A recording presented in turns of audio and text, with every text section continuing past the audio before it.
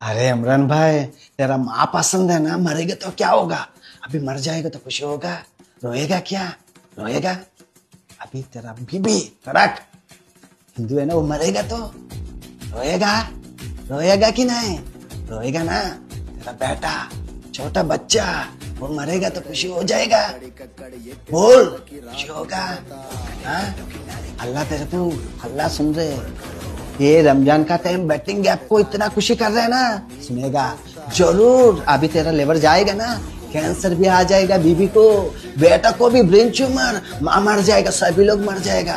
ऐसा लग रहा है बड़ा बड़ा इन्फ्लुएंसर्स बेटा लोग को भी ఏంటంటే నువ్వు యూట్యూబ్ వీడియోలు ప్లే చేస్తున్నప్పుడు మధ్యలో అడ్వర్టైజ్మెంట్లు వస్తున్నాయి అనమాట. తిరుపతి రమ్మి ఆవియేటర్ అట్లాంటివి వస్తున్నాయి. అది చూసి కూడా ఆడి చాలా మంది అనేది చచ్చిపోతారు అనమాట.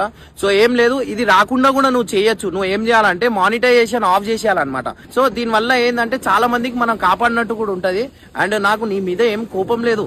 కోపం ఏందంటే నువ్వు మా మమ్మీ వాళ్ళని తిట్టినావు, మా డాడీ చచ్చిపోయినా చెప్పినావు, అందుకు కోపం వచ్చింది. నేను ఇగో ఈడ వీడియో ప్లే చేస్తున్నా. ఏంటంటే మీరు ఇంట్లో కూర్చొని పైసలు సంపాదించుకోవచ్చు అని చెప్తారు, కానీ మనకు ఒక రూపాయి కూడా రావు.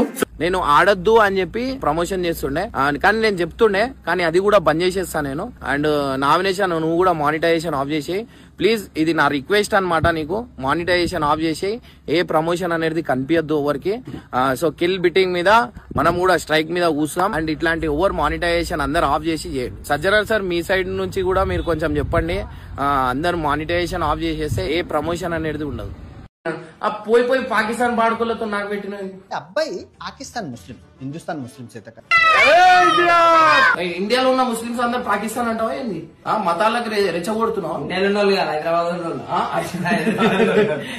అట్లా అయిపోతుంది. నువ్వు ఎందుకు అది చేస్తున్నావు? నా ఈడ ఫోటో ఇవ్వడు, నేను పాకిస్తాన్ ఉంటే ఇంకో నేను బొట్టు పెట్టుకొని దేవునికి నేను అంతగానం, అరే నేను పెద్ద పెద్ద పూజలు చేపిస్తారా? నేను గణేశుని తీస్తా.